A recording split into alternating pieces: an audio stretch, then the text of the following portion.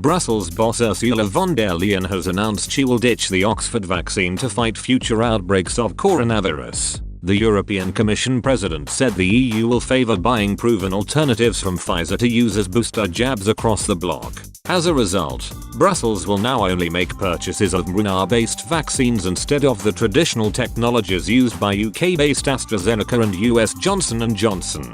Top bureaucrats are furious with the Anglo-Swedish for failing to deliver enough doses to member states. They have now decided to take revenge by only doing business with partners that Mrs. von der Leyen believes have respected their contracts with the bloc. She told reporters, "To prepare for the future, we are drawing the lessons from the first phase of our answer to the pandemic. It is clear that to defeat the virus decisively, we will need to be prepared for the following.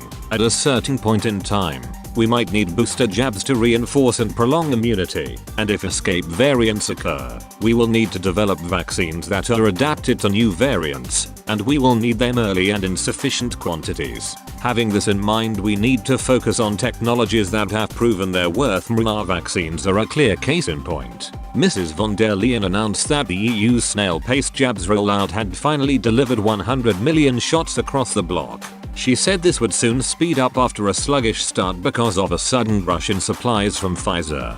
Brussels expects 250 million doses from the American firm to be delivered in the second quarter of the year. The COVID-19 pandemic remains a severe threat to people's health and livelihoods. "We are in a race against time," the Commission chief said. "The faster we reach our target of having 70% of adults in the European Union vaccinated, the better chances we have of containing the virus. And the good news is, vaccination is picking up speed across Europe. Member states have received over 126 million doses of vaccines as of yesterday, and I am happy to say that today we have reached 100 million vaccinations in the EU. This is a milestone that we can be proud of. Of these 100 million vaccinations, more than a quarter are second doses, which means that we have now more than 27 million people fully vaccinated." Her statement follows a decision by the Commission not to renew its contracts with AstraZeneca and Johnson & Johnson.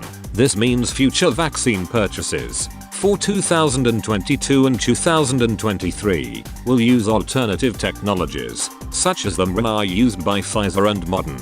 Mrs. von der Leyen announced fresh negotiations with Pfizer to buy millions of more doses for the bloc in the coming years. She said, "Based on all this, we are now entering into a negotiation with BioNTech Pfizer for a third contract. This contract will foresee the delivery of 1.8 billion doses of vaccine over the period of 2021 to 2023, and it will entail that not only the production of the vaccines, but also all essential components, will be based in the EU. The negotiations we are launching today, and hope to conclude very rapidly, are a further important step in Europe's response to the pandemic." Her decision means AstraZeneca's jab will still be used across the bloc but will not be involved in future Commission-led buy-ups. Member states will be free to opt for the cheaper vaccine in their own private contracts. Bulgaria has already complained that the EU's new Pfizer contract will likely cost the bloc more than €19 per dose.